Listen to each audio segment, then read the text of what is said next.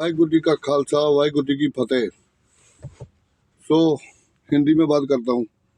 Sir Nitin sir नमस्कार, Amit sir, Nitin Gadkari sir जी आपको भी नमस्कार, कोटि कोटि नमस्कार। और मोदी जी आपके लिए तो धन्यवाद। जितना देश में महंगाई बढ़ रहा है और आप कानून पे कानून जोड़ते चले जा रहे हो, कानून पे कानून बनाते चले जा रहे हो कि जो गाड़ी एक्सीडेंट हो जाए उसको ड्राइवर को 10 साल की सजा होनी चाहिए। सर कभी आपने सोचा कि 10 साल की सजा के बाद में ड्राइवर का जो घर है वो कैसे चलेगा? उसके घर की जो बच्चों की पढ़ाई है वो कैसे चलेगी? 10 साल तो ड्राइवर को आप बंद कर दिया।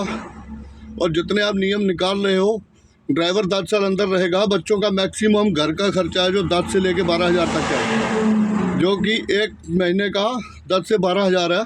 और 10 महीने का 1,20,000 रुपये 12,000 के हिसाब से, और 1,36,000 रुपये सर 1 साल का बन रहा है। और 10 साल का कितना बन रहा है सर? कभी आपने हिसाब लगाया है?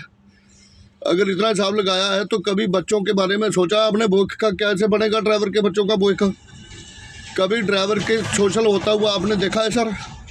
जो कि एमपी, महाराष्ट्र, तेलंगाना, जो भी आपके आरटीओ चेक पोस्ट है, महाराष्ट्र वाला, तेलंगाना वाला, जो आगे केरला, तमिलनाडु, यहाँ तक कि पूरे ऑल ओवर इंडिया में जो चेक पोस्ट आरटीओ आपने लगा रखे हैं सर, वहाँ कितना जलील किया जाता है ड्राइवर को। कभी आपने जो हिसाब तक नहीं लगाया होगा। आपने कानून पे कानून जोड़ दिए। 10 साल की सजा ड्राइवर को दे दो एक्सीडेंट करके गाड़ी भागता है तो। सर अगर ड्राइवर भागेगा नहीं तो उसको पब्लिक पीट के मार देगी। पब्लिक से बचने के लिए ड्राइवर भागता है और बाद में लाइसेंस लगाकर उसका जमानत होता है, उसको इंश्योरेंस, जो आदमी डैमेज होता है, जिसको चोट लगती है, उसका इंश्योरेंस का कुछ ना कुछ हल हो जाता है। कभी सर आपने ये सोचा कि ड्राइवर को 10 साल बंद करने के बाद में उसका घर का खर्चा कैसे चलेगा?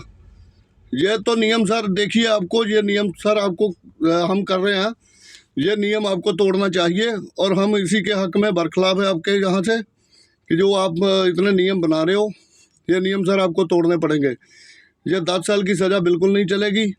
और 10 साल की सज़ा चलेगी तो ड्राइवर कोई गाड़ी नहीं चलाएगा। आने वाले समय में सर जो 50 रुपये की चीज़ आपको 500 रुपये की मिलेगी। अगर कोई ड्राइवर गाड़ी नहीं चलाएगा तो सर क्या गाड़ियाँ कौन चलाएगा बताओ? और जितना कोहरा गिर रहा है, जितनी धुंध पड़ रही है, धुंध के कारण गाड़ी एक्सीडेंट होती है। तो सर जैसे आप घर से निकलते हो तो कभी आपने अपने ड्राइवर को बोला होगा भाई गाड़ी धीरे चलाना, आराम से चलाना। अगर हम गाड़ी धीरे चलाते हैं तो मालिक पेनल्टी डालते हैं। गाड़ी ओवर स्पीड चलाएंगे तो गाड़ी डीजल पिएगी, ड्राइवर को कुछ नहीं बचेगा। तो चारों तरफ से ड्राइवर ही मरता है। आपकी भाषा में तो सर आप समझते होंगे हमने कानून बना दिए, लेकिन सर ये कानून आपका सक्सेसफुल नहीं होगा। हमारे तरफ से हाथ जोड़कर बेनती है कि इस कानून को रद्द किया जाए। और इसके कोई भी कानून के लिए जो आप सर लगा रहे हो, कम से कम ये तो बताना चाहिए ना कि ये कानून बनने जा रहा है। आप सर कल परसों की बात है तो कल परसों आपने लगा दिया तो तुरंत तो आपका फाइनल हो गया, उसको पास भी कर दिया बिल को। ऐसे तो सर ड्राइवर साहब धीरे धीरे तो मारोगे आप। ड्राइवर आप ये सुधार नहीं कर रहे हो, आप ड्राइवरों को जेल के अंदर बंद कर रहे हो।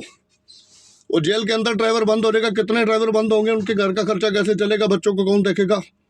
उसका परिवार कौन चलाएगा? ये सब आप सर थोड़ा देखिए ध्यान में। और हमारी यही रिक्वेस्ट है आपके आगे। नमस्कार।